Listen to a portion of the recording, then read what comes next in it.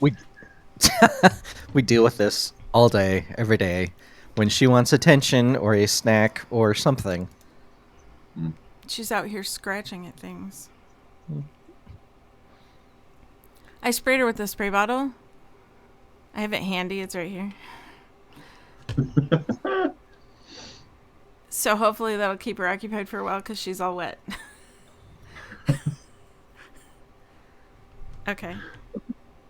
All right. So it takes me a minute to juggle all these programs. I think that layout might be the best. What do you think? Yeah. Versus this one. I don't want this one. I'm the biggest. Okay. We'll just do this. All right. So what I'm going to do is I'm going to go ahead and switch to us being live. But I'm going to... You know what? I need to record you saying what you're going to say if you're going to say it over the top of the video, because I don't have it set up where you can talk over the top of the video with your current audio setup. Okay. That's really involved, and I can't set that up right now. So there's no time. So if you want to still say it or read it, you can. We'll just do it after the intro video. Why don't we just, for this time, say, welcome to the Modern Romantic Magazine, and then we'll save the script for the next time. Okay. And I'm going to say, I'll just intro, unless you want to, I can say, welcome to the Modern Romantic Magazine podcast. I'm your host, Emily Kramer.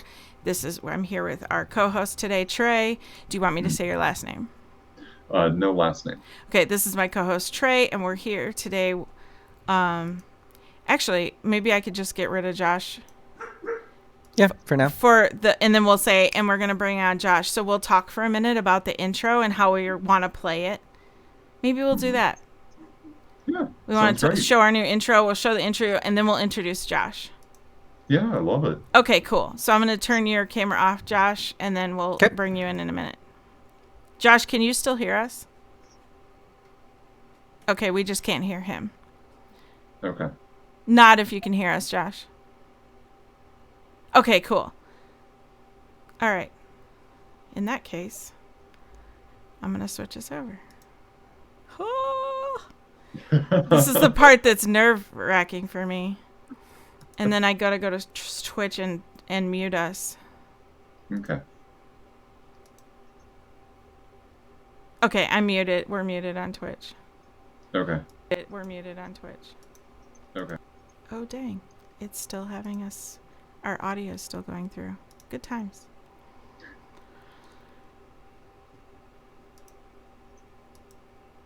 And we're not live. That's what I love, technical difficulties. Hold on, guys. We have a whole bunch of viewers, and no stream is happening. Oh, no. Sorry, everyone.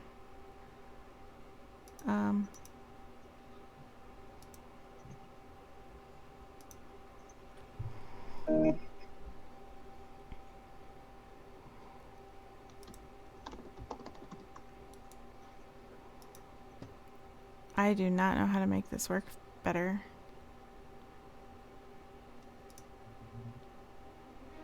Oh, that's not better.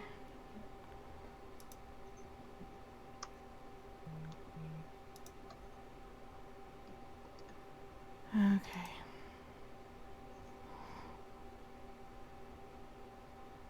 I'm going to play the romanticism intro until I can maybe figure this out. Okay.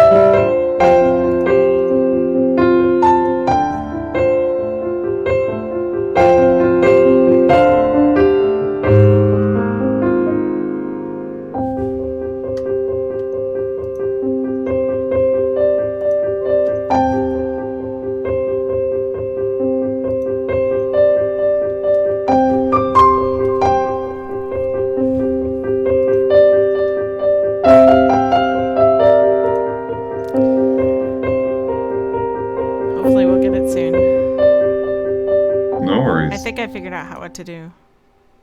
Okay. I'm just enjoying watching the video. Ooh, okay. I think I see something. Oh, we have 7 viewers. Yes.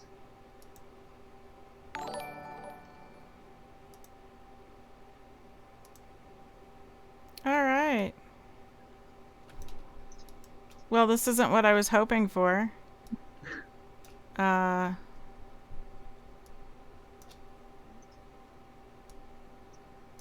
Because we are we're not the right size. I'm trying to fix it, guys. I'm sorry. Doo doo doo. There, this is terrible radio. But we had a technical difficulty, so I'm trying to fix it. Give me a moment, please. Doo doo doo. We'll just do that for now. How's that? That look all right? We can talk. You can see us. You can hear us. Hello? Cool.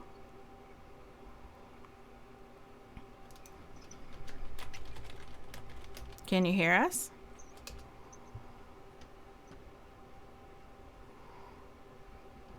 Yes. Okay, cool. Lovely. Okay. All right. So what we're going to do is thank you for watching that intro. We were really excited to reveal this. We ended up using it to cover up our technical difficulties, and I'm not ashamed to admit it. So I'm your host, Emily, and oh, thank you. Someone hosted us. So I'm your host, Emily, and I'm the creator of Modern Romantic Magazine. And I'm here with my co-host tonight, Trey, and we're going to be talking to Chef Josh Maiolo, who is our in-house chef for the magazine, and he has an interesting story to tell, whether he knows it or not.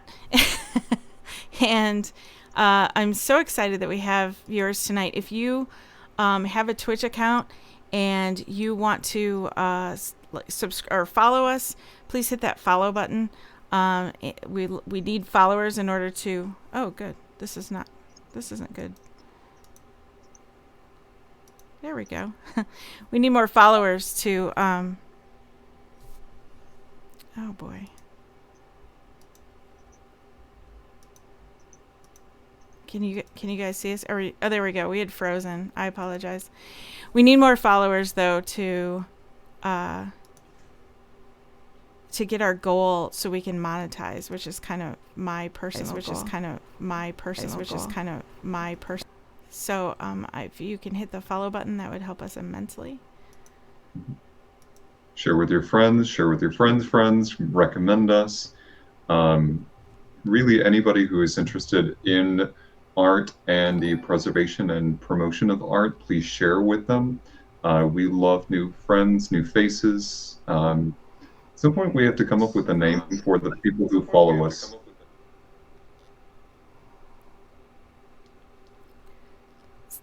Say that again, that last part. It sounded like you dropped out. I want to make sure. Oh, so we at some point have to come up with a name for the people who follow us. Yeah, like the Romantics or something. Yeah. Yeah, something like that. We'll have to. Oop. Okay, so we're gonna go ahead and bring. Or do you want to do your? You want to do your thing? Yes. Okay, when you private chat us, Josh, it shows up on the screen, so please don't. Like everybody can see that. It's not private. Oh, he's doing it anyway. I'm sorry we had to block our guest this evening. So for those who are joining us, a little bit about what Romanticism is. Romanticism is a movement in literature, art, music, and intellect that began in the 18th century, which emphasizes emotion, beauty, mysticism, and individualism. Born as a reaction to an era that valued strict rules and tradition, Romanticism was a rejection of the industrialism, emotional restraint, and rationalism of neoclassicism and the Industrial Revolution at the time. Romanticism chooses to appreciate the beauty of nature, complexity of emotion, and visionary imagination. Modern Romantic magazine aims to do the same. Woohoo! We do. We do. I feel like I've been a romantic my whole life, and then I never really. It's like being, if you're a geek back in like the 80s and 90s when it was kind of looked down upon, not looked down upon, but like you were kind of weird for it. I feel like Mhm. having been a modern romantic myself my whole life, it kind of fit in that same category. And with the cottagecore movement and a lot of with the internet and things available to us today, I'm so happy that I'm not alone, and that makes me happy. I agree. It's nice to live in an age that while there are so many things going on with the digital media around us, that we're taking more time to appreciate each other and the Mm-hmm. beauty of other people for who they are. So it's nice to be celebrated and celebrate others. It is. And now that you say that, let us bring on Josh so we can celebrate his culinary journey. Say hi, Yeah. Josh. You're on. Hello, everybody. We have 8 viewers, which is awesome. Thank you, everybody, Whoop, for whoop. coming. So this is Josh. He is our in-house chef and 311. He's a modern romantic drummer. He is. He is. I believe you, Dave. So Josh, tell us a little about yourself. Well, I mean, I'm not. I don't know what you want to know. You're a human being. I am a human being. Yeah.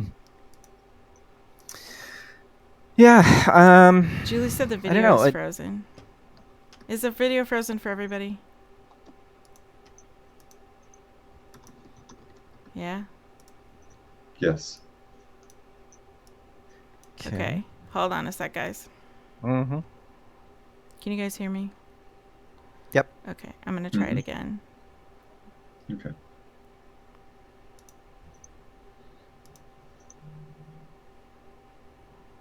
How's There the we go. video now? I see it. It's not frozen now for me. Yeah. Okay. Cool. All right. Sorry, Josh. Go on. Go That's on okay. ahead. Well, I don't know. I guess, like you were saying, in the lead up, growing up, I grew up in a very artistic household. My mom was a artist and educator. My dad was a writer, English professor. So my whole upbringing was very, very much, in the artistic side of the world. So yeah, yet I didn't necessarily fit in with everybody at school because I, saw the world a bit differently than many of them did. And we all find our little, I don't know, our group, our own personal group of misfits, I guess you could say, where we do fit in. And going to a smaller school, there was maybe 8 or 10 of us that, and we were from all different grades. The school I went to was 7 through 12, so I had close friends that were anywhere from 8th graders to seniors, while at any point in time, honestly.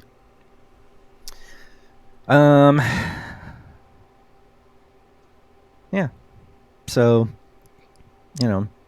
modern romanticism and just kind of fits. So what made you want to get into food? Well, some of that goes back to, and if anyone watching tonight has seen our magazine, they know some of this story already. my mom was, among other things, very creative when it came to cooking. Um, Sometimes that resulted in wonderful meals. Sometimes that resulted in, "Mom, please don't ever do that again." Uh, so, um, yeah, I mean, we really, truly never had the same meal twice. She'd follow a recipe and then forget it after that. Oh, that whatever it was really good. Let's try that again. What do we do with the recipe? I don't need the recipe. And she'd just start kind of throwing things together, and maybe it turned out, maybe it didn't. You never know. Um, but one of the other big things that we did, so my family was all very multicultural. I think I saw Julie chimed in there a little while ago about that. Um, so we were all adopted. So my youngest sister is Korean. I'm mostly Filipino. My other sister is Russian. My dad was of Italian descent. My mom was Swedish and Norwegian. So we had all these different uh, different nationalities, different cultures to pull from. And at Christmas, mom would make a dish. Excuse me. Mom would make a dish from every nationality. So, and every year it'd be a little bit something different. Um, so we all got our own sort of, our own special dish, our own special moment. Each Christmas feast. Sometimes it was, well, again in the magazine I included a bunch of those recipes, but anything from Korean soup to we tried borscht one year that didn't go over so great. But 12, 13, 14-year-old kids, we tended to be a Right. little picky. As kids Beet would be. soup, right? Beet soup. You just take one look at it, and I remember all of us going, "Oh, yeah, I don't think I want to eat anything that purple." Just kids being kids. So anyway, so that's that kind of stuck with me all of my life. Through college, or when you're scraping, change out of the coin or out of the couches, to try and figure out what your grocery budget is really going to be that week. You eat a lot of ramen, you eat a lot of pasta and rice and whatever else, and we try and figure out creative ways to enhance that. Um, just out of necessity, partly. You can only eat so much ramen. Um, so, uh, so yeah, that was another step along the path. Um, but then what really got me going. I'd been working. I'd been working call center industry for about 15 years. I'd been laid off 3 different times, and it was in the age of offshoring, I guess you could say, and right sizing. In a lot of industries, it was right after 9/11 happened, and I'd been in a call center there, or in a travel call center at that point in time. So, I mean, thousands of people lost their jobs virtually overnight, and there was a program that was available for some free retraining. You try and get into a different industry, and as I said, it had been my third layoff in 3 years in that industry, and I'd kind of had enough of it. I was done. So I started thinking about, where could I go from here? What could I get into? Um, what makes me happy, and can I chase that? And you know, it just so happened over a dinner with some friends, that the idea kind of struck me. Well, this program. that is going to pay for some retraining or reschooling or whatever you want to call it, maybe there's a culinary program available. Sure enough, there was. So I got my first quarter, I think it was, or was it 2 quarters? Anyway, got it paid for, um, and I absolutely fell in love with everything culinary. I loved the pace, I loved the creativity, I loved the freedom, um, and it just happened to be that I was pretty good at it, um, and it just kind of took off from there. So after those couple of quarters of free tuition, um, I bit the bullet and took out some new some new school loans and student loans, and away I went. Away you What? went. Oh, go ahead. Mm-hmm. So when you were going through school, what was what was the part that kept you going? Um, what was the part that kept you going back to culinary day after day after day? Um, yeah, boy, good question. Uh, just the I don't know. I just loved it. I loved the challenge. I loved the creativity and the freedom. I loved the pace. Um, we'd it. So a typical class would be you walk in, and our chef instructor will have written a number of menus up on the whiteboard in the front of the. It's a giant kitchen, essentially, with dozens of cooktops and ovens and everything else.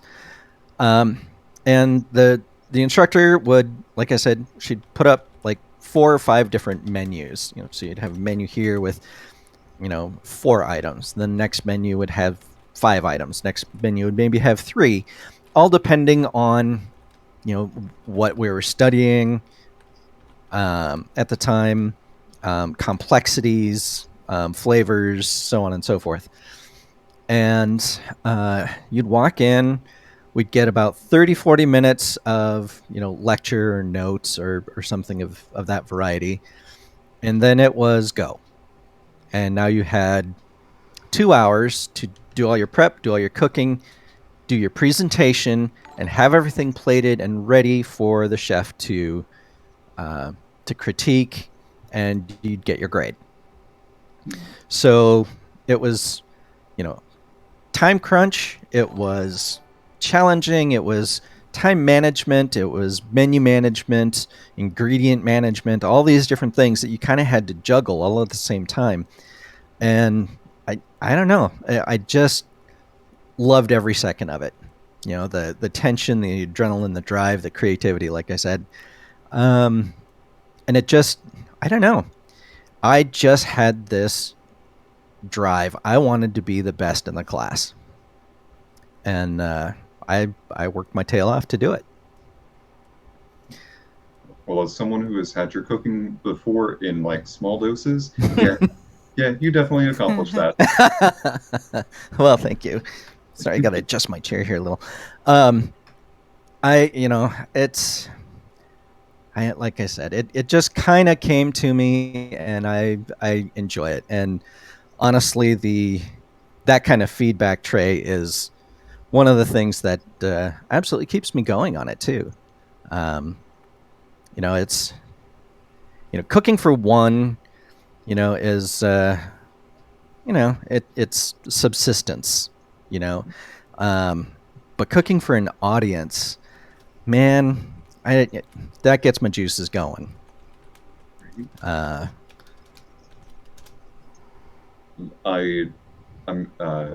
sorry, stumbling over words. Kind of on a piggybacking off of that, I made some chocolate cupcakes and some like peppermint frosting for the first time in a while. And I took it in recently to where I work, and I actually work in a call center now. So it's funny that you also work in a call center. Oh yeah. But I took that in and was just kind of handing it out just to be nice. It's the holiday season, that sort of thing. Yeah. And someone came back to me and was like, I want whatever recipe that you used. That was amazing. I need to have that. Yep. And so that feeling of like warmth and happiness and that sort of thing over just a small nice gesture was really heartwarming. So I definitely understand where you're coming from with that. Yeah. Yeah. Absolutely. Yeah, it's a lot of fun. Just seeing people light up, or that first they take that first bite and oh wow, their eyes roll back in their head and oh my god, that is so amazing. How did you do that? It's That's really that's great. validating. Yeah, Yeah. Yeah. absolutely. We do have a couple questions from the audience that I want to make sure we get in. But also, thank you for the last three people that have followed us: 311, which I know is Dave, Red Gaze, and Gretchen. Thank you so much for following us. It means a lot. We appreciate it. Anyone else who's watching, please hit that follow button. One of the questions was, have you made up any Swedish Italian recipes? That um comes from Julie, by the way. of course it does. I haven't gone that particular direction yet. But fusion cuisines of all varieties are always interesting. Um, so I'll have to get on that one. Okay. And then what's something that I I guess what is something that the average person, like anybody, can do in the kitchen to make a dish or something special? Special. Well, or to bring creativity to the kitchen is more kind of what I'm thinking. Like, you know, we've all made ramen, for instance. Well, most of us probably have. Sure. We have struggle food, or there's the basics that Struggle we food. that we all eat at one point in our lives, where we're like, oh, it's the same old, same old. But what's something that we can, that like a practice that the average person could have to spice things up a little? Well, like my mom did, you can always experiment. You know, hey, this particular spice smells really good. Maybe this would go good in the enchiladas I'm making, or ooh, lavender, that smells great. Maybe I can add that to whatever the pork roast, or different things. You can just find herbs, spices that you like, and try them in different ways. You know, add a little cayenne to your ramen. Oh, Okay, I mean it seems like a real basic sort of thing, but blam! All of a sudden, you have a whole different experience from your ordinary ramen. Or one thing we ended up doing a lot is we'd use eggs in the ramen. So you okay. can, while it's boiling, crack an egg and like drizzle it in, and now you have sort of an egg drop ramen soup sort of thing. Or you can hard boil it and slice it and throw it in there as well. And now you have a whole nother take on it. So I mean, there's a lot of different things that you can do with just real simple stuff. You probably already have in your pantry. Just try something.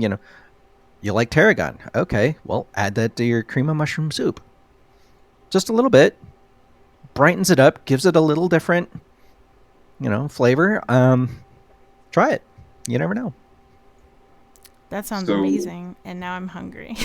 I was thinking, like, Emily, I really need to go get something because Now you're hungry.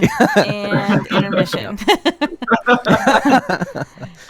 So I mean, in the art of like experimentation, you talked about how sometimes your mom would make something that didn't really go over all that well. Yep. Um, what do you do whenever you have those experimental failures? How do you bounce back from that? Well, I mean, first thing, if if you're in a struggle situation like we were talking about before, we eat it anyway. But well, I mean, you kind of make note of it, obviously. Okay, I'm not going to put that much cayenne in my ramen next time. Those sorts of things. Um, but you make those mental notes as you're. Sometimes things work, sometimes they don't. Um, I don't know. You just keep on moving. I mean, I'm not quite sure what else to say really. Don't get discouraged. Okay, so maybe you did put the tarragon in your cream of mushroom soup and you don't like it. All right, don't worry about it. Next time maybe you want to try just adding some fresh portobellas or some other flavors that you like. I like that. Yeah. That. Oh, go ahead, Trey. I'm sorry. No, go ahead. Oh, go ahead. We had another question from the audience, which is, Mhm. what is one piece of really meaningful feedback that you received that is memorable to you?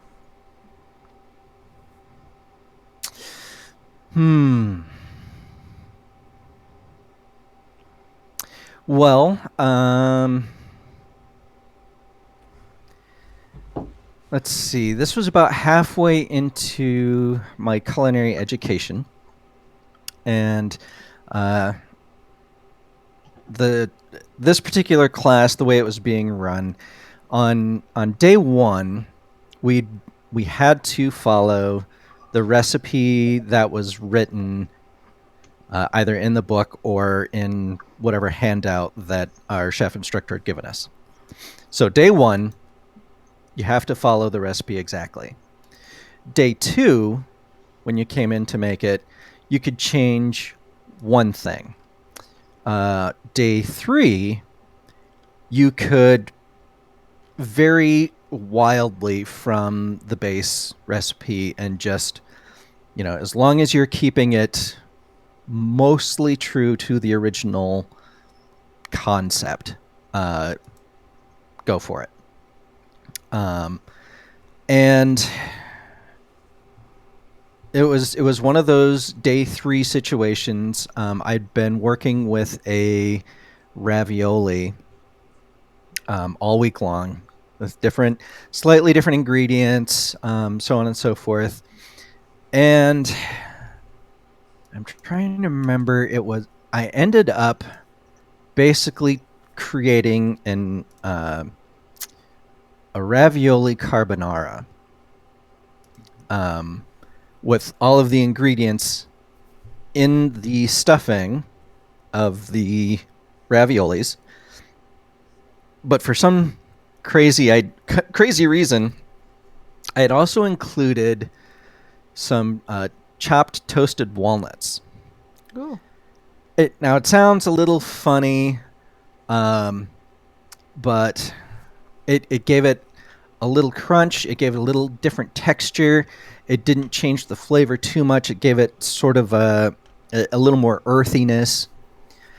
And when I plated that one and gave it to the chef instructor to try, he took a bite of it, and he got this very quizzical look on his face.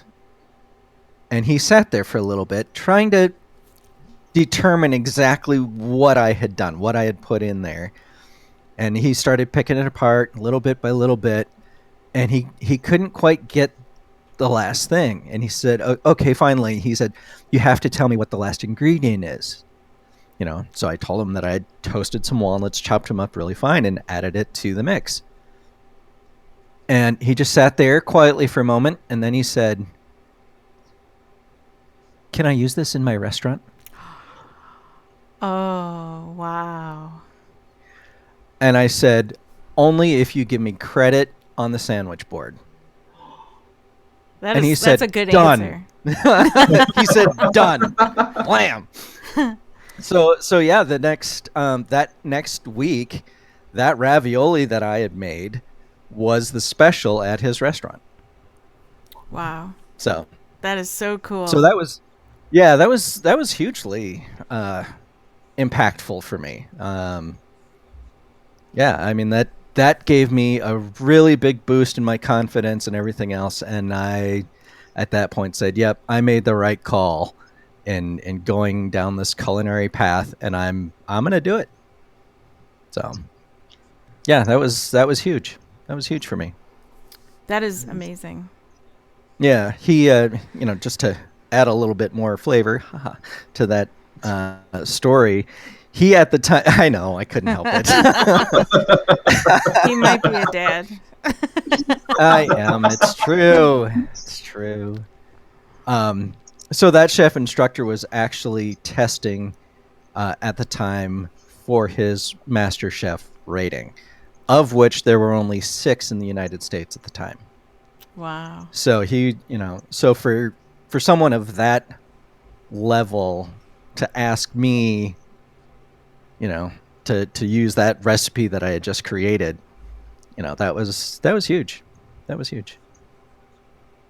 That is huge. Um, that's huge. We do have another question, and it's kind of Hmm. piggybacking off of that.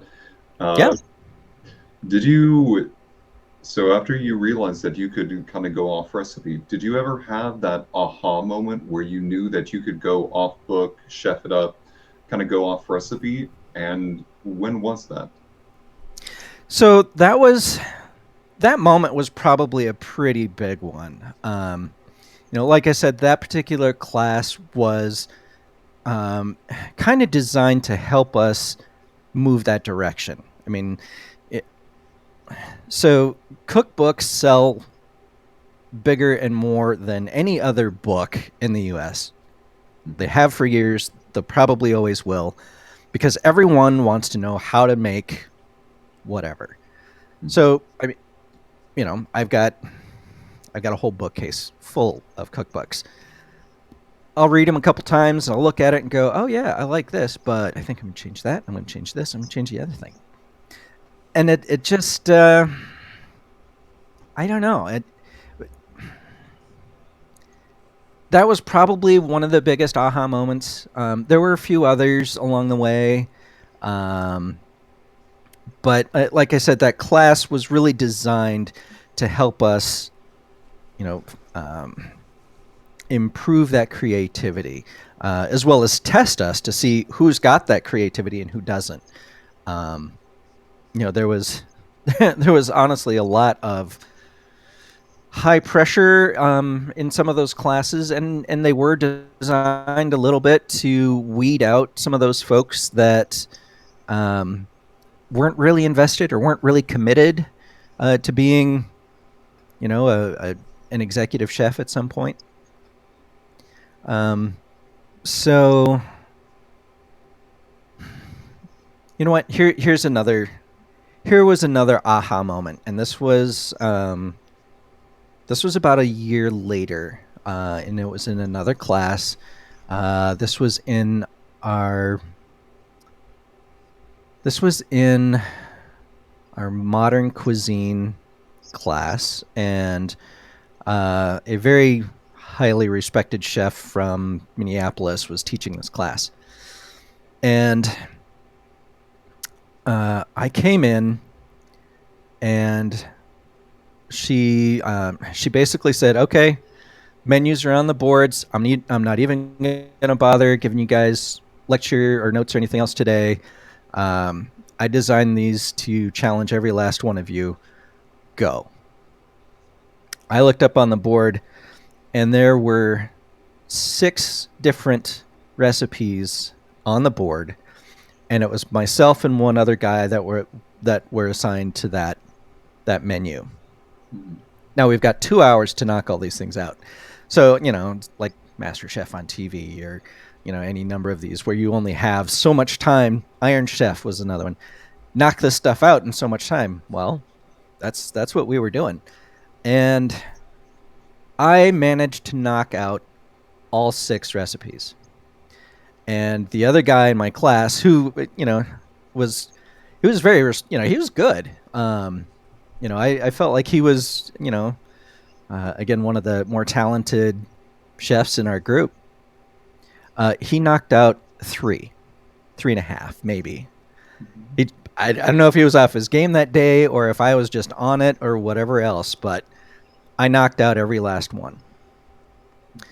Um, but I was working down to the last, honestly, last seconds of the time that I was allotted, and like I got plate number one to the chef, finished plating plate number two while she's tasting that one, plate number three, okay, that, and I'm pulling plate number six, you know, off the stovetop and onto the plate and running it up to her desk, literally watching the time on the clock ticking down. Get right up there, hand it to her, sat down, took my, towel off my apron, and oh God, all right, I think I got it. And she's looking at all six plates, and she looks at me and says, "How the hell did you do that?"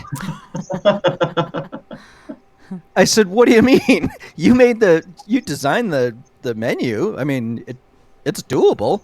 And she said, "No, I was trying to beat you today." Oh, okay. Well, you did, but I made it anyway. I mean, it was a hell of a workout, but I did it. Um, and again, this very highly respected chef in the neighborhood or in the metro area there, was impressed that I had managed to do all this. So again, that was a pretty big moment where it felt like, yeah, this is my thing. This is where I'm supposed to be. It sure sounds like it. Yeah. That's Well, I, cool. I hope that answered the question there, a little bit. I think so. Yeah. Absolutely. We do have a couple more. Great. Cool.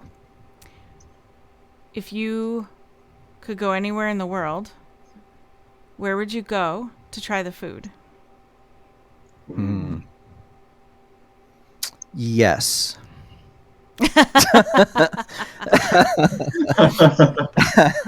Uh, um, I would, boy, I would absolutely start with Italy. Um, that's where I would go first.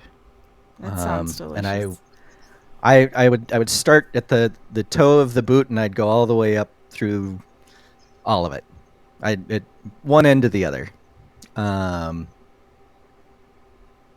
Yeah. Absolutely. That would be a big one. I would probably have to. I would have to hit Japan at some point. I would have to hit. There's so many places that I would love to just sort of do the Andrew Bourdain thing, and you know Anthony. trying everything from everything from the high end, 5-star, white linen tablecloth places, all the way down to the street vendor pushing the cart, in the not so good part of town. All of those things. There's amazing things that you can find in every last one of those possibilities. So, um, yeah, I, there's just too much. There's a lot. There's just Yes. too There's many. a whole Yeah, world out there. yeah, for There's sure. a Gretchen commented, let's all go to Italy, food and art. Yeah, I'm yeah, on board with absolutely. that. Dave 311 Sticks asked, favorite cooking heat source, electric, gas, wood? I'm also going to throw in what, burning bodies of your enemies? Oh boy. Honestly, when you're rocking a fast-paced kitchen, gas is the way to go. It's hot Okay. now. When you don't want the heat anymore, it's gone. Um, I I greatly prefer gas to electric. Um, and then of course wood. Wood is fabulous. The restaurant that I worked in for a while under the guy that was actually taking his MasterChef tests. His restaurant actually ran a wood fire grill, and it always tasted a little different coming off of something that's been cooked with wood heat and wood smoke. It's just phenomenal. There's layers of flavor that happen in there between the combustion of the wood to the little bit of smokiness, and the kind of wood that you're using. Um, if you've ever tinkered with a smoker, you get different flavors from cherry wood versus pecan wood versus oak or maple or something else. So um, yeah, using wood fire for cooking is fantastic. One of the other questions is, what about Japanese cuisine intrigues you? Oh boy. Um, well, some of it has to do with their philosophy. Um, you know, uh, Here in the States, we tend to go bigger is better and bolder is better.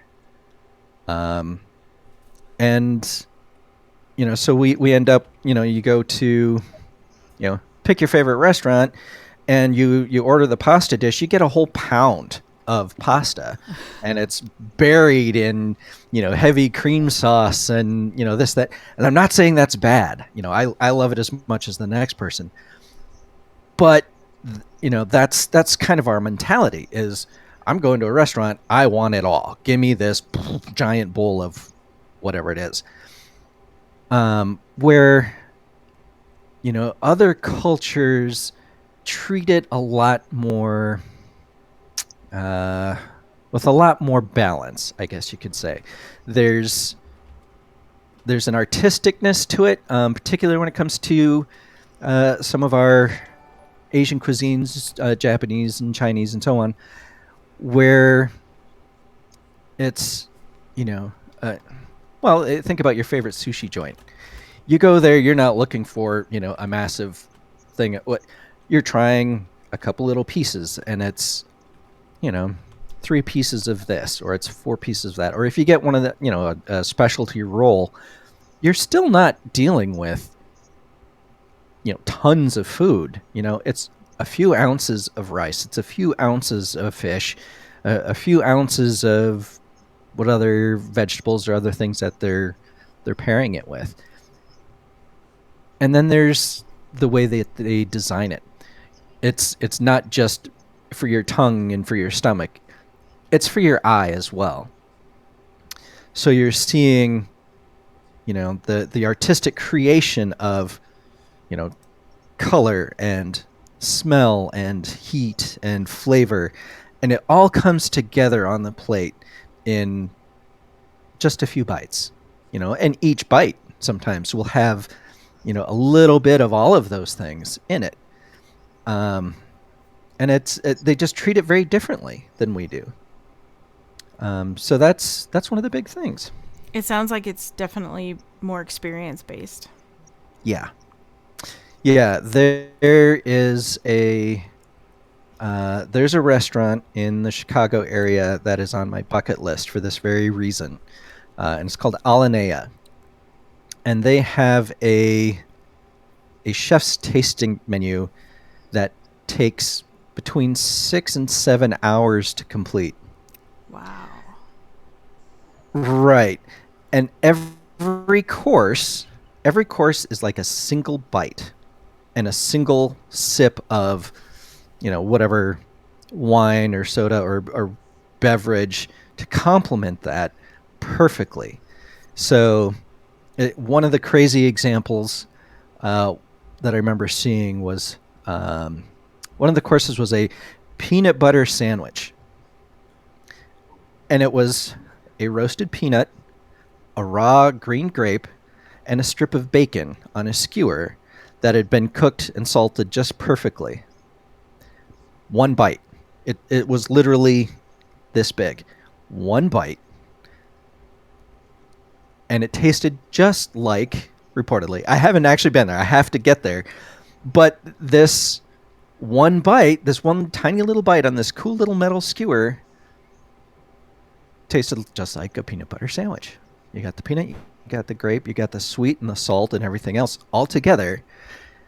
But there's no grape jelly, there's no peanut butter, there's no bread, so on and so forth. But it was an amazing little one bite course, and that's again, like I said, their chef's tasting menu is some crazy number of courses. I don't remember if it was 20 or 30 or however many, but it was all these little single bite kind of experiences Wow. over the course of a very long period of time. Um, and it sounds absolutely amazing. And Honestly, that makes me. Oh, go sorry. no, go ahead. Go ahead.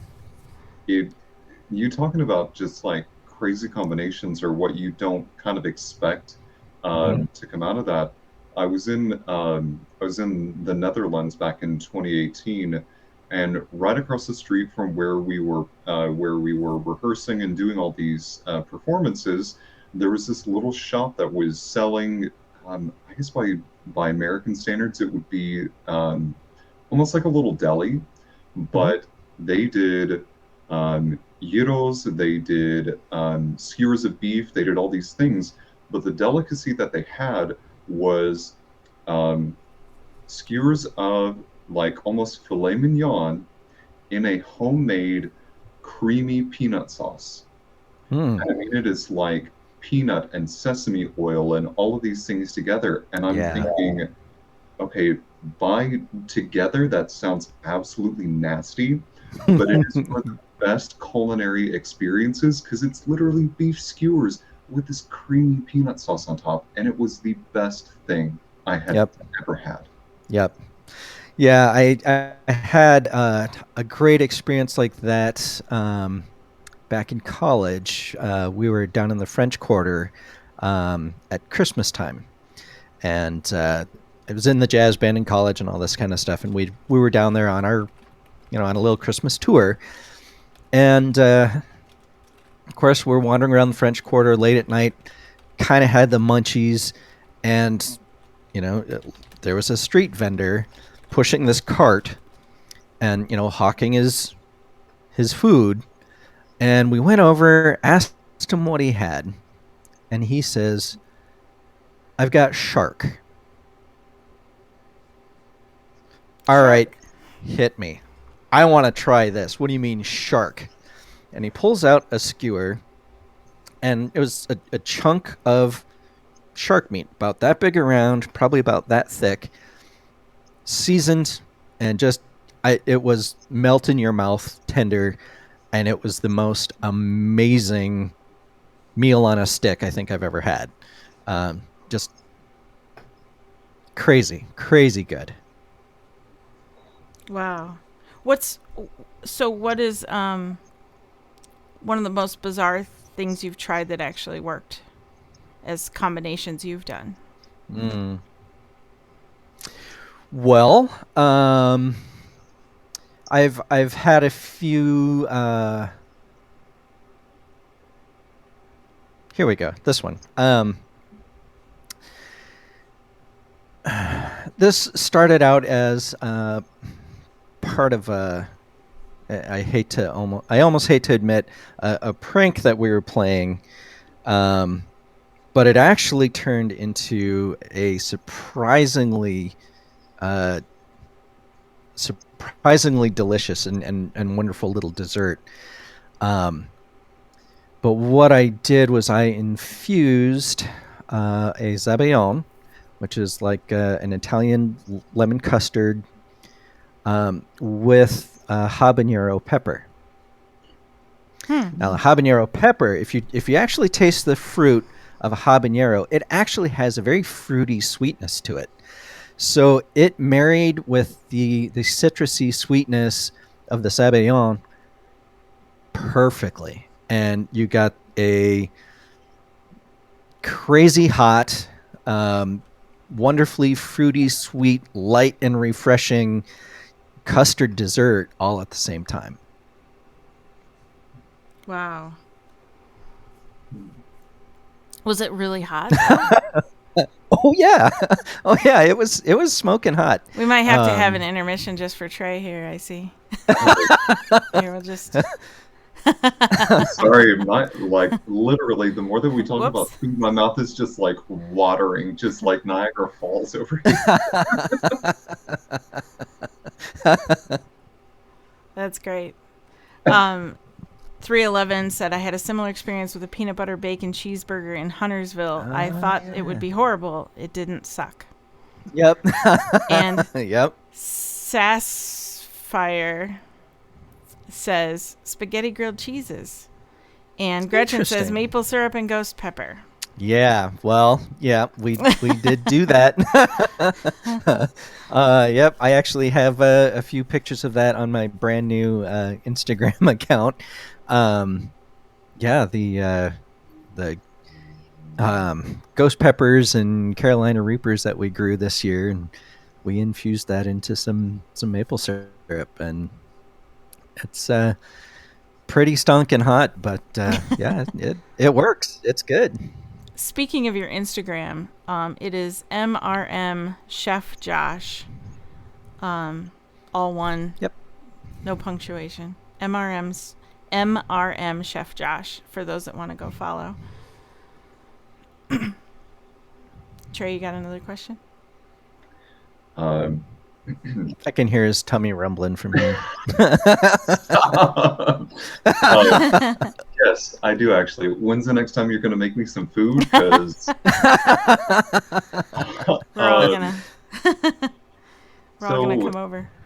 Yeah. so no,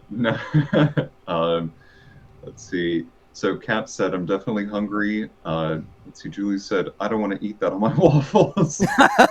Yeah, she wants to It know what will. do you use hot maple syrup for? Oh, well, I mean, you could certainly put it on your waffles or pancakes. It will definitely get you going in the morning. That's for sure. Um, but also used it on like chicken wings, or you're grilling some chicken drumsticks or whatever on the grill, and you use it instead of like a barbecue sauce. You just baste it with a little bit of that hot maple syrup, and you get a very similar sort of glaze on there. And then you got the salt, you got the sweet, you got the fat, and you got the heat, and it's wonderful. And you're not talking about like a Mrs. Butterworth kind of situation. You're talking Oh about God, real no. maple syrup. Yes, yes, Okay. absolutely. Hmm. Yeah, Red Gaze says glazed smoked ham. Yeah, yep. That would be another fabulous way to use that for sure. Yeah. Absolutely. So do you have like your go-to spices, or what are maybe some like a couple of staples or a handful of staples that people should have around? Or what are the staples you have around? Um, Boy, I've got a little bit of everything. I mean, it's go with what you like, of course, unless you want to start experimenting, and then branch out. I mean, everything from obviously salt and pepper. I mean, that's your foundation. Um, I will say, editorial, whatever, um, that we as home cooks oftentimes don't use enough salt, oddly enough. And I've found that out again in culinary school. We'd prepare something according to the recipe, and you'd try it, and you'd go, yeah, it's pretty good. It's all right, and you bring it up to our chef instructors, and every time for the first 6 months, more salt. What do you mean more salt? We have too much salt in our society already. Yeah, but we're, again, in culinary and at home, when you're starting with fresh vegetables, fresh ingredients, they haven't been salted. They haven't, like a lot of the pre-processed stuff or the things at the restaurants. More salt. It surprisingly brightens things up. Next time you make yourself a meal, and it's okay, you kind of expected it to be better than than it's tasting, try just sprinkling a little bit more salt on there. And I can almost promise that it's going to brighten up those flavors. It's going to carry them to your palate a little bit more, and it'll change the experience. For for those people who maybe are actively, for health reasons, trying to Mhm. avoid more salt or can't do too much salt, is there another substitute that they could use? Oh, of course, always, As always. oh, and uh, Julie said, as a German in the Midwest, please don't challenge me to add salt. I'm 5 seconds. She said I'm 5 seconds from a heart attack at any given time. Look, I do get the whole health thing, and that um yes, here in the Midwest we do have a propensity to use salt and pepper as our only spices. Um, but I would also challenge that a little bit in saying that we're doing it wrong. Um, if all you're using is salt and pepper, yeah, no, you gotta. There's other things that you can do to enhance the flavors.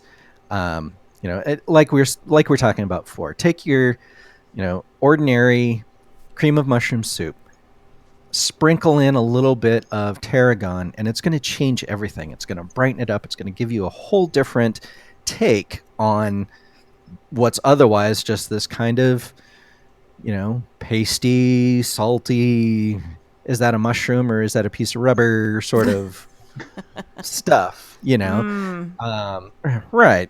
Um, 311 says 4S exclamation point. there's a story behind that. Okay, And yeah, good, because I didn't understand it. yeah, yeah. There is a company, Penzeys Spices, up here, and they are fabulous. And they have a seasoned salt, and it's 4S seasoned salt. Okay. It really is worth the price. It's it's really pretty good. It's a real nice blend. It's balanced. It brightens things. It's got a little bit of um, yeah. It's good. It's worthwhile. And we on one of our camping fishing excursions, someone who will remain nameless, to try and protect the guilty, may or may not have stolen someone's entire bottle of the 4S seasoned salt. Um, Oh, yeah. So, but I mean, it's great. I mean, it's a really nice spice blend. It works on anything from, chicken to burgers and fish, and I don't generally, make that sort of a statement. But yeah, that one's good. I like that one a lot. Yeah, shout out to Penzeys. Feel free to sponsor us. Yeah, no kidding. so you've been talking to us about kind of your history and where you want to go and thinking of the future. For you as a chef now, what are some of the aspirations that you have? What are some goals for yourself? Hmm. Hmm. Well, I'm always looking to make something better. Whether it's well, we did a prime rib roast for New Year's. It turned out great. I loved it. I thought it, had good flavors, and um, yeah, it was pretty nicely done. But my chef brain says, okay, next time, let's see if I do it this way. Maybe add a little more of this or a little less of that. And next time, I'm gonna cook it on the grill, wood fire, and get those other layers of flavor into it. It'll be that much better. So that's one of those things that's always kind of bouncing around in my head. What can I do with this recipe? What can I do with that recipe to make it just a little better? What can I do to improve that? So Okay. it's a constant theme. It's always in my head. Um, I have this 3 pound hunk of pork, Josh. What do I do? Oh. Uh, And then help me in all caps. I got one. The first word that comes to mind is carnitas. Oh, Ooh. yum. Slow roast. Yeah, slow roast with a little wood smoke. Shred that baby up later. Oh yeah. Yep. That's that's the first thing that comes to my mind. Um, you could let's see, what else could we do? We could do sort of a porchetta sort of thing. Lots of spices and flavors there. Again, another long, slow roast. If it's a shoulder roast, that is the best way to do it. Long, slow heat. Um, low and slow with a little bit of moisture and whatever flavors you like. Yeah, that was the next question: is what to Yeah. season it with. Well, again, if you're thinking carnitas, well, a little cayenne, a little cumin, garlic, um, Salt. little, right, right, salt and pepper, Salt, always and the then salt and some more salt. pepper. I mean, when I say that, I don't mean turn everything into a frickin' salt lick. That's definitely not what we're trying to do. but Put it out for the deer later. right, yeah, no, you don't want that, obviously, but um, yeah, think about it this way too. So you go to the restaurant and you have whatever, some pick a pasta dish. Sounds great. You look at it, it seems simple enough. I can make this at home. You go home, you look up the recipe online, and you make it at home. You eat it, and you go, yeah, it's okay, but it wasn't as good as it was at the restaurant. What are they doing differently than what I just did? That's a really Odds good are it's question. probably salt. It's probably salt, Hmm. honestly. Um, Salt and sugar are two of the best flavor carriers, probably second only to fat. It's one of the reasons why we like fat and salt and sugar so much. These are all things that are supposed to be terribly bad for us, but we love them because they're flavor carriers. They enhance those flavors. They spread them around your palate. They make your taste buds pop, and the flavors just come. It's just the way it works. So yeah, just a little more salt, just a little, Just- not a lot, just a little. So you would advise against taking a giant mound of salt and just like dumping it into the vat Yeah, that is. no, right. Interestingly enough, there is a kind of a fun technique, though. Um, you guys have all seen this Himalayan pink salt, right? Yeah. Yeah. You see it in the grinders and everything else. You can also buy it in slabs. They look like bricks Hmm. of salt, or slabs. They'll be 6 or 8 inches wide and maybe an inch thick, something like that. And the idea there is you actually heat those up, throw them in your oven at like 450 or 500 degrees, get them really hot, take them out, and then you cook your food on that salt block. It sears, seasons, and salts all at the same time. Blam. It's really cool. Huh. It's a really neat technique. Um, and it works. Again, And it's one of those crazy things. and they're reusable? Oh yeah, yeah, Okay. absolutely.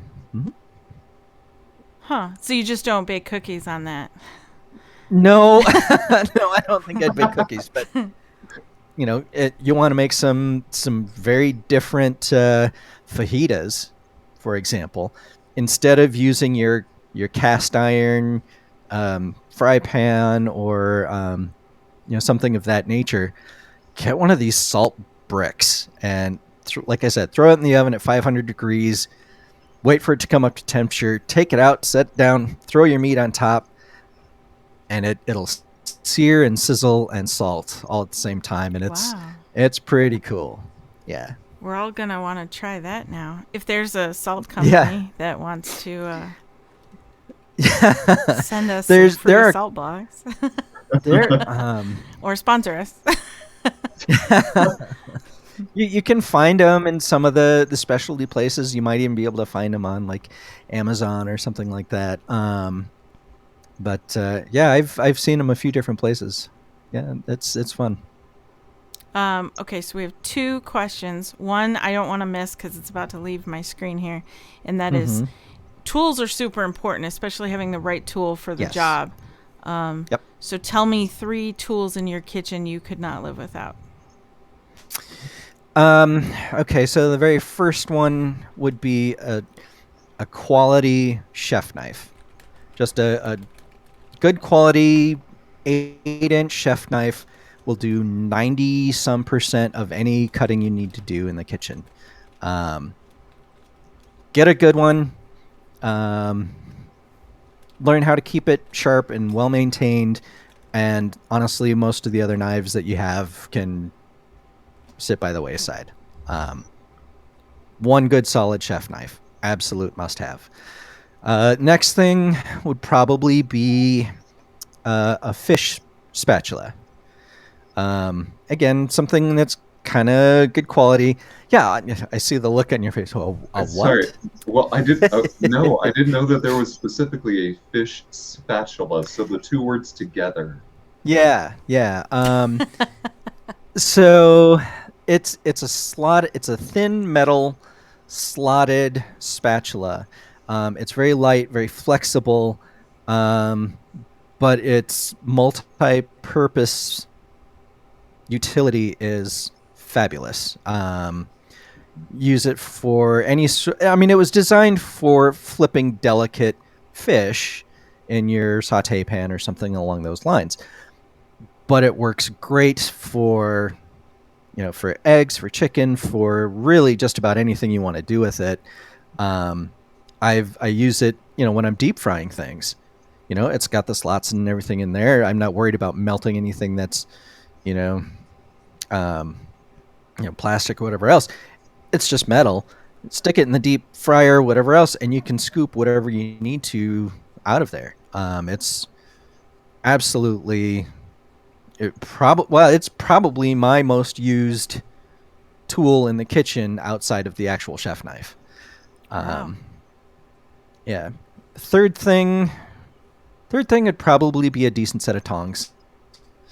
But you're grilling, smoking, again using it in saute or whatever else.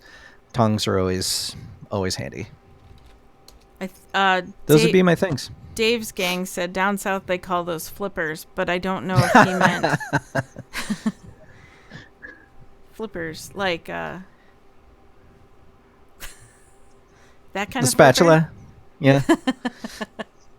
Sure. Julie said, "Tell me about the plum pudding. That looked amazing, but why is there so much icing?" Oh, sure. Well, so the sauce that was on there actually wasn't so much in icing as it's so it's butter, powdered sugar, a little bit of brandy, or you can also use rum, and a little bit of egg yolk in there to sort of hold it all together so it doesn't separate. And in that particular picture, it had just been poured on there, and we got the good picture. Excuse me. So there really isn't as much on there as it looks. That being said, it's pretty freaking delicious, so you're gonna want to put a lot on there. So. Yeah, I asked her, but did you try it? Aha. Uh-huh. There is a recipe to try There it is. There is. in the Absolutely. magazine. Yep. Yep. Oh Um, yeah, it's a great sauce. It can go on all kinds it of stuff. is. But Yeah, yeah. I was gonna try to find the whoops. I was going to try to find the picture to show everybody. So Mm. those of us who uh, those of us who don't know what it looks like, I will find it here momentarily and show everybody. You have. Go ahead, Trey. Sorry. No. Um, what do you like better? Do you like making food, or do you enjoy more of the pastry side? Or I say pastries, more like dessert things. Um, I'm definitely more of a um, entree side of the house than I am the dessert side of the house. That's not to say I don't like desserts. I love desserts, but can't you tell? But um, they obviously both have their challenges and their magic and wonderfulness. The Again, going back to culinary school, we had some fun sayings. Uh, there were some rivalries, shall we say, between the cooking side and the baking side of the school, and I will say that the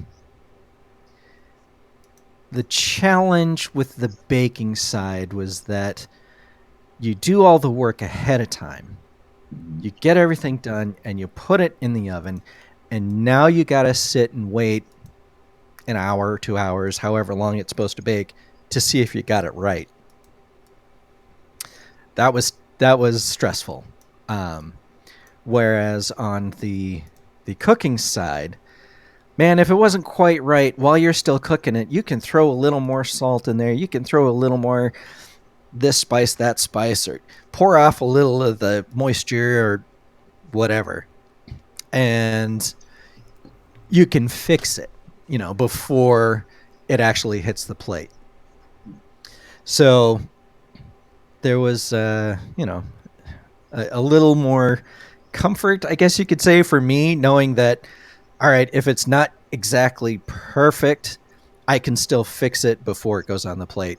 Whereas, with baking, I just spent 4.5 hours knocking out 3 dozen croissants, and did I get it right? I don't know until they actually come out of the oven. Right. There's that picture of the plum pudding, by the way, Mm-hmm. on your screen. Julie said, "The stew looks so delicious. What's your favorite recipe you contributed to the magazine?" Boy, they're all kind of favorites. I would probably say the stew though. It's That one has kind of been a staple for many years here now. Yeah, yep, I'd have to say the stew. The stew was good. It's Mm-hmm. definitely one of my favorites of all time. It's such a great comfort food. Yeah, absolutely. Is that your go-to Absolutely. comfort food? Do you have a Probably. go-to comfort food? Okay. Yeah, yeah, probably that. But at the same time, there's always, I don't know. How do I pick just one thing? I don't know that I really can. But that's a really great one. Sometimes I'll fall back on, some, pretty basic things. Just spaghetti and red sauce. That was something that we always had every Sunday at my house. Dad being Italian, on Sundays that was pasta day. Didn't matter, what kind. We were having pasta. That's all there was to it. Um, so it was good. So that would be another, like I said, another comfort food for me. Okay. I could see Uh, that. Oh, go Yeah. ahead, Trey. Julie asked, what exactly is in the stew? So the stew. Oh, thanks You for can throwing look at the the picture up there. Yeah, ingredients right there. yeah. So Hmm. the the recipe was actually based on a beef stew, um, but I generally use venison. Mhm. Again, it gives it. It's a whole different dimension um, in terms of flavor, without being, you know, I don't know, unapproachable, I guess you could say. Um, so yeah, it's pretty straightforward in a lot of different ways. Carrots, celery, onions, potatoes, um, salt and pepper, obviously, a little paprika. Um, yeah, it stew is sort of a, at the risk of whatever, it's sort of a soul food kind of thing. It's it takes time and patience and care to really make it good. That sounds a little funny or something maybe, but that's for food to really, I don't know, be awesome and amazing. You have to put some love into it, Mhm. and love, care, attention, patience. Um, so it takes time, but the results speak for themselves. Again, I say, having been the benefactor of some of your food, yes, 100%. Yes. Um, the the question I had is, well, one observation. I didn't know that you came from such a diverse family. Speaking about like your culinary experience, do you ever Mhm. find yourself drawing on that diverse background to make some of your food, or do you ever see some of like your mom's more successful recipes pop up in your cooking from time to time? Sure, sure, absolutely. Um, you know, we're all influenced by how we grew up and what we grew up with, and um, I'm absolutely, to this day, still influenced very heavily by things that my mom did. Um, like if we make stuffed peppers, for example, um, it's always in my head. Okay, how did mom do this? Okay, so I need a little more of this. I'm sampling, tasting, adjusting constantly. Um, to this day. Oh yeah, this okay. Mom needs that. A little more of this. Mhm. Um, just those sorts of things. Yeah. So but it pops up all the time. Again, pasta Sundays. I always go back to how my dad would make the red sauce on Sundays. That's how I'm going to do it. And we all end up with our own take on it. I do a few things a little differently than my dad did, but his recipe is my base, and then I go from there. So And you have a cool story in the magazine about your family and how they cooked for your mother cooked for the holidays, and we Yep. featured those dishes in the magazine. In volume 3, Faraway Places, we have this. I put it up on the screen here, the Filipino curried shrimp, Yep. which is amazing, by the way. And uh, can you? Not everybody maybe has read that story, but can you tell us that story for those who haven't read it in the magazine? Sure. Well, and again, it kind of went back to the Christmas holiday feast that mom would make every year, um, where each of us would get a dish, and we hit on this Filipino curried shrimp. Me being half Filipino, that was the dish that mom was gonna make for us one year. So she went and bought all the ingredients, and she's, you know, making the dish. So um, it was shrimp, eggplant, coconut milk, bell pepper, a little bit of onion, um, some curry, curry spices, and we all just instantly fell in love with it. Um, it was it was kind of sweet and spicy and savory all at the same time. It had the wonderful textures of the shrimp versus the eggplant, and the crunchiness of the peppers and the softness of the rice. And we all fell in love with this recipe. So the next year we decided we have to do that one again.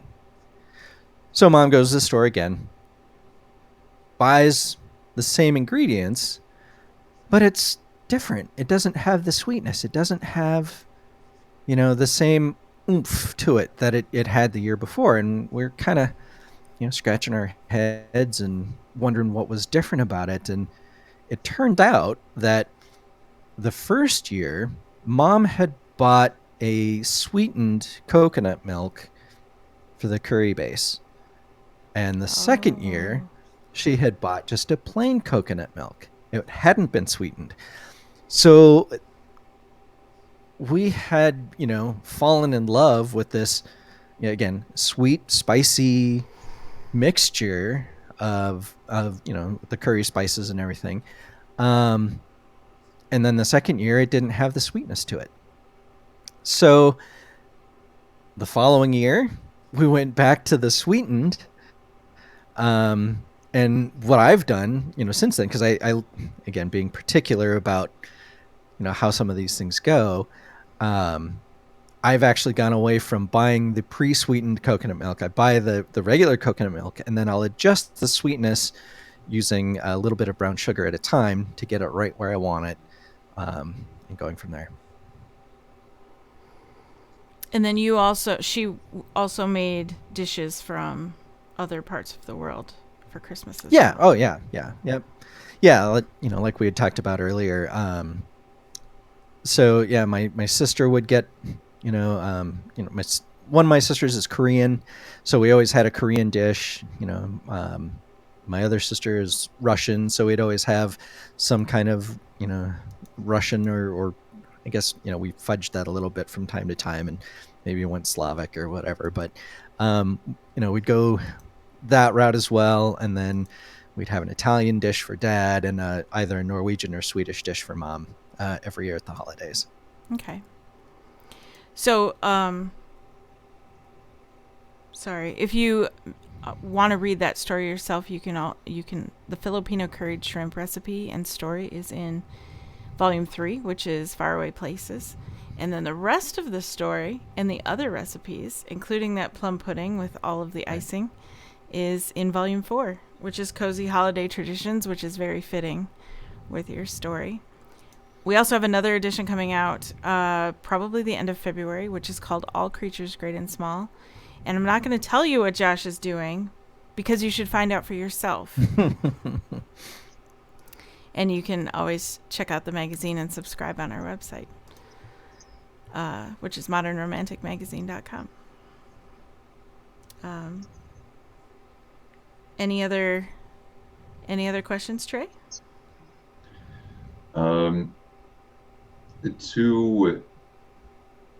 To any person that is thinking of going into the culinary arts, and yes, I'm going to call it arts because what you do is Yes. artistic. Yes. Absolutely. So anyone considering going into the culinary arts, what words of wisdom, what words of wisdom do you have? Interesting question. Words of wisdom. Well, if you're gonna do it, go all in. Don't half-ass it. If you really throw yourself into it, put your heart, your soul, your sweat, and your tears into it. You'll go as far as you want to go with it. It's But it takes that dedication.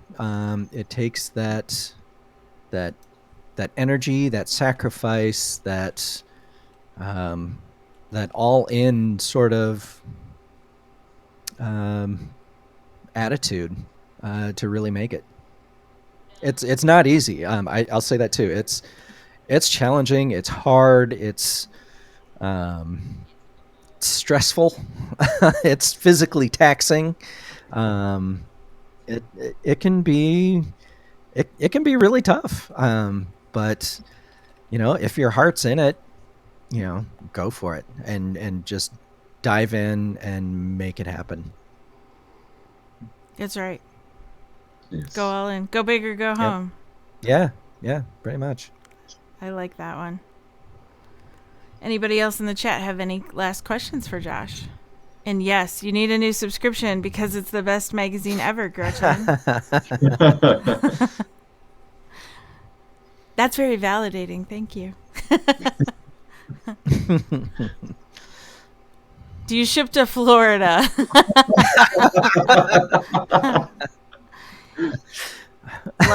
like right now.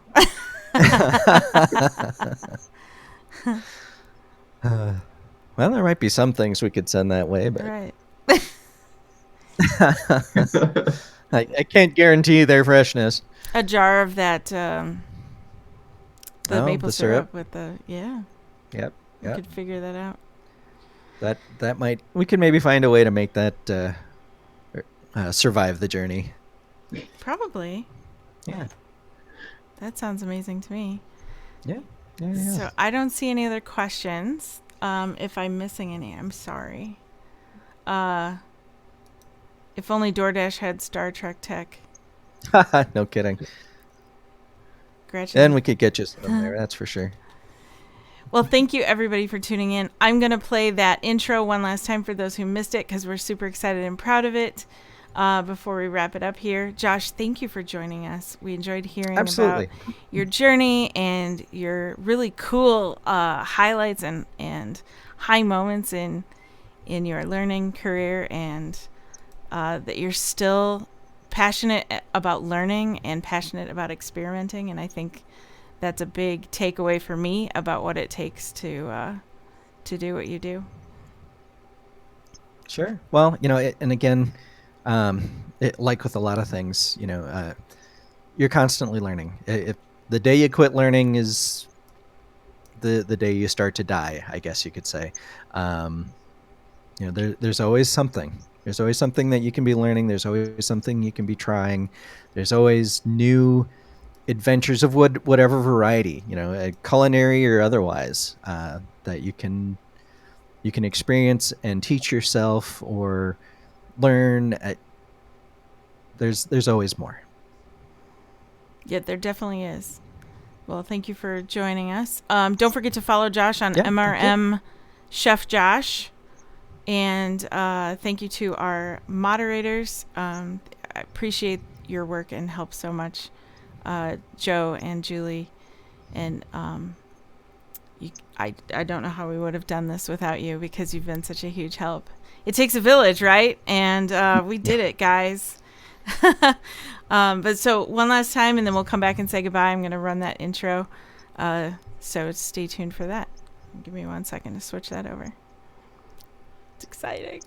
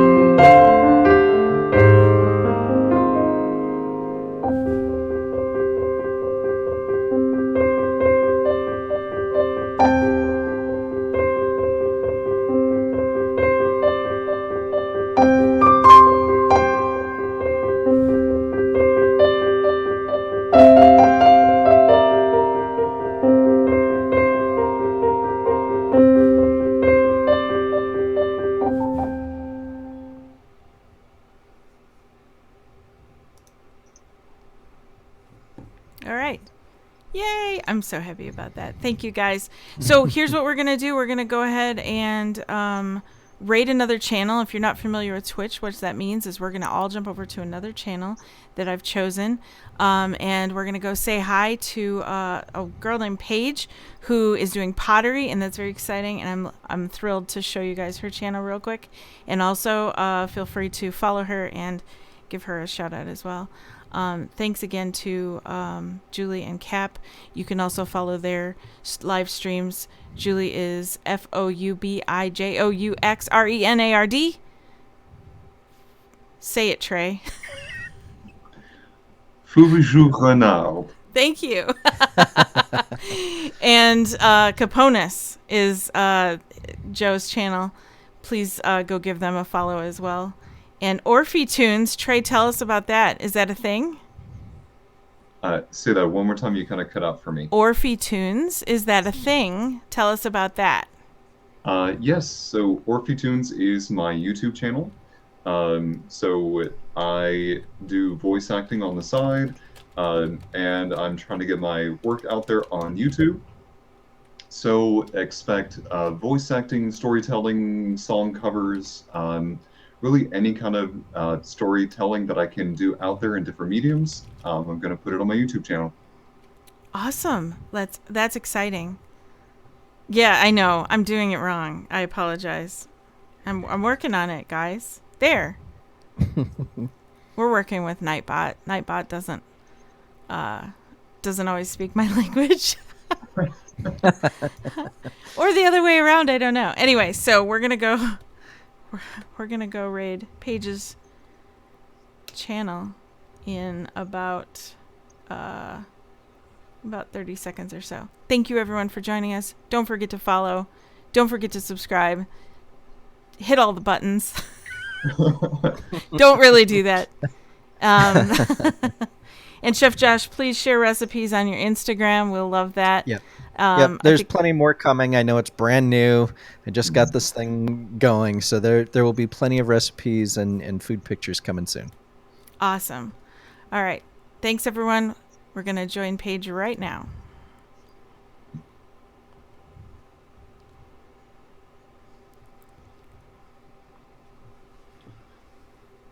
Okay, so I'm going to go ahead and we're rating their channel. So I'm going to pay attention to that because last time I did that, I screwed that up royally. So.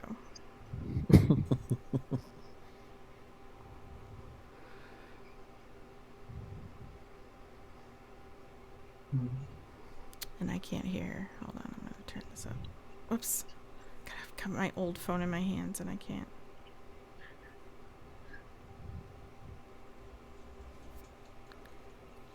I don't think she noticed. Yep, she said it. Yep. Yeah.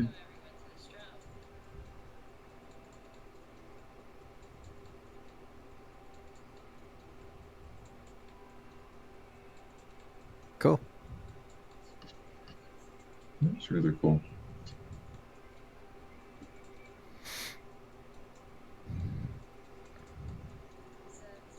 Okay, cool. Yeah, this is cool. Yeah, and Gretchen's commenting. This is good stuff. Cool. All right. Good. So I'm going to All right.